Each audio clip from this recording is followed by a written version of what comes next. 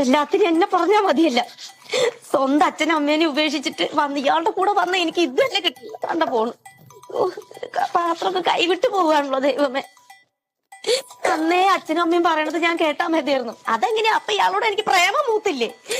ഇയാൾ വിളിച്ചപ്പോ ഞാൻ ഇറങ്ങി ഇങ്ങോട്ട് പോന്നു. കല്യാണം കഴിഞ്ഞിട്ട് ഇത്രയും കാലായി ഞാൻ പറയണ എന്തെങ്കിലും ഒരു വാക്ക് അങ്ങേര് കേക്ക. നീ പറഞ്ഞു തുടങ്ങിയപ്പോ മുതല് ഞാൻ കേട്ടോണ്ടിരിക്കുക. ഓ ഈ പാത്രോട്ട് ഇവിടെ നിന്ന് കുത്താനായിട്ട് എന്ത് സംഭവം ഇവിടെ ഉണ്ടായി? ഇന്നലെ നിന്റെ ഫ്രണ്ടിന്റെ ബർത്ത്ഡേ ആയിരുന്നു. ഞാൻ ഇത്തിരി താമസിച്ചു വന്നു. അതാണോ ഇവിടുത്തെ ഏറ്റവും വലിയ അപരാധം? അതെ, അത് തന്നെ അപരാധം. അവള് ബർത്ത്ഡേക്ക് ക്ഷണിച്ചതിന്റെ അന്ന് മുതൽ കൊണ്ട് ഞാനും നിങ്ങൾക്ക് കൂടാനുള്ള കോമ്പോ ഡ്രസ് ഞാൻ തേച്ചു വെച്ചോണ്ടിരിക്കുകയായിരുന്നു. നിനക്ക് ഇവിടെ കോമ്പോ ഡ്രസ് തേച്ചാൽ മതിയല്ലോ. കമ്പനിയിൽ പിടിപ്പതി ജോലിയുള്ളൂ. അത് വല്ലതും നിനക്കറിയാമോ? ഓ, നിങ്ങൾ മാത്രമല്ലോ കമ്പനിയിൽ വർക്ക് ചെയ്യുന്നുള്ളൂ. എന്റെ ഞാൻ എന്നാണോ ഈ നരകത്തിലേക്ക് എന്നെ കെട്ടിയെടുത്തത്?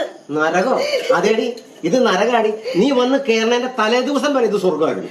ഓ, അപ്പൊ ഞാൻ വന്ന് കേറിയതിന് ശേഷം ഇത് നരകായി. നിനക്കറിയാലോ, എന്റെ ഒരു അമ്മാവന്റെ മോള് ഇട്ടുകൂടാൻ പാകത്തിന് സ്വത്ത്. എന്നിട്ട് നിന്നോടുള്ള ഇഷ്ടം കൊണ്ട് അവളെ ഉപേക്ഷിച്ചിട്ടാണ് ഞാൻ നിന്നെ കല്യാണം കഴിച്ചത്. അമ്മാവൻ എന്നിട്ട് എന്നോടുള്ള ദേഷ്യം കാരണം എന്റെ ശത്രുവിനെ കൊണ്ട് അവളെ കെട്ടിച്ചു. അവരിപ്പോ എവിടെ താമസിക്കണമെന്ന് അറിയാമോ?